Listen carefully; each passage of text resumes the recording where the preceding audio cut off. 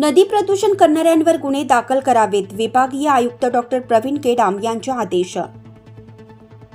गोदावरी नदीतील प्रदूषणाला प्रतिबंध करण्यासाठी नाशिक महानगरपालिका आणि त्र्यंबकेश्वर नगरपालिका यांनी त्यांच्या कार्यक्षेत्रातील मलजल सांडपाणी व्यवस्थापनाबद्दल तयार करण्यात येत असलेल्या प्रारूप आराखड्यास त्वरित अंतिम स्वरूप द्यावं। यासोबतच नदी प्रदूषण करणाऱ्यांवर गुन्हे दाखल करावेत, असे निर्देश नाशिक विभागीय महसूल आयुक्त डॉक्टर प्रवीण केडाम यांनी दिले।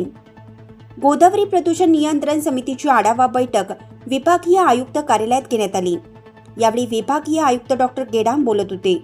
यावेळी जिल्हा परिषदच्या मुख्य कार्यकारी अधिकारी आशिमा मित्तल, गोदावरी प्रदूषण नियंत्रण समितीचे कामकाज पाहणाऱ्या सह आयुक्त राणी ताटे, महानगरपालिकेच्या अतिरिक्त आयुक्त स्मिता झगडे, प्रदीप चौधरी, त्र्यंबकेश्वर नगरपालिकेच्या मुख्य अधिकारी डॉक्टर श्रिया देवचक्के, स्मार्ट सिटीचे मुख्य कार्यकारी अधिकारी सुमंत मोरे, याचिकाकर्ते निशिकांत पगारे, राजेश पंडित, जगबीर सिंग यांच्यासह संबंधित यंत्रणांचे अधिकारी उपस्थित होते।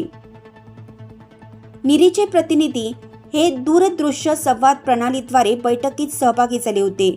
या बैठकीदरम्यान विभागीय आयुक्तांनी नाशिक महानगरपालिका आणि त्र्यंबकेश्वर नगरपालिका यांनी त्यांच्या कार्यक्षेत्रातील मलजल सांडपाणी व्यवस्थापनाबद्दल तयार करण्यात येत असलेल्या प्रारूप आराखड्याबद्दल सविस्तर माहिती दिली।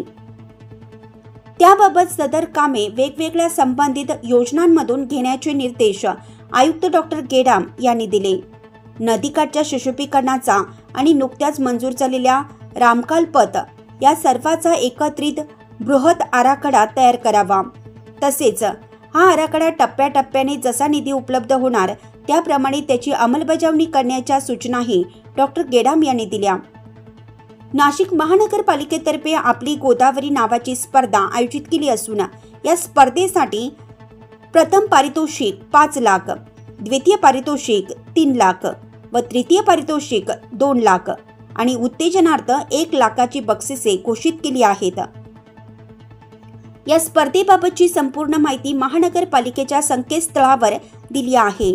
या स्पर्धेची माहिती नागरिकांपर्यंत पोहोचवण्यासाठी याबाबत जनजागृती करावी, तसेच अधिकाधिक नागरिकांकडून सूचना मागवण्यात याव्यात। सूचना केवळ वास्तुकलेशी संबंधित न ठेवता त्या ठिकाणी कला आणि सांस्कृतिक क्षेत्रामध्ये कोणते उपक्रम घेता येतील याबाबतही नागरिकांकडून अभिप्राय मागवण्यात यावेत, अशा सूचनाही आयुक्त डॉक्टर केडाम यांनी दिल्या। गोदावरी नदीच्या दोन्ही तटावर सुशोभीकरणासह नदीचे सौंदर्य कायमस्वरूपी जतन व्हावं व नागरिकांची नदीशी नाळ जुळावी यासाठी उपक्रम राबवावेत। या ठिकाणी दोन्ही बाजूला वॉकिंग ट्रॅक, सायकल ट्रॅक सारखे प्रकल्प राबवल्यास भविष्यात नदीकाठच्या परिसरात अतिक्रमण देखील होणार नाही। त्याचप्रमाणे अशा प्रकारच्या प्रकल्पाची व्यवहार्यता नाशिक ते त्र्यंबकेश्वर पट्ट्यात NMRDA आणि जिल्हा परिषदने तपासावी।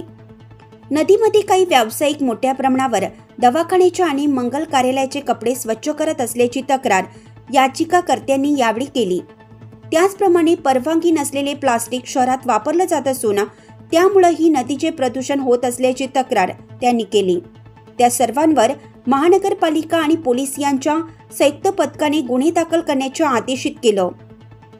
त्याचप्रमाणे ज्या मोठ्या गृहनिर्माण प्रकल्पांना स्वतःचे STP आहेत त्यांचे STP कार्यक्षमतेने सुरू आहेत किंवा कसे याचीही तपासणी करण्याचे आदेश महाराष्ट्र प्रदूषण नियंत्रण मंडळाला आयुक्त डॉक्टर केडाम यांनी दिले।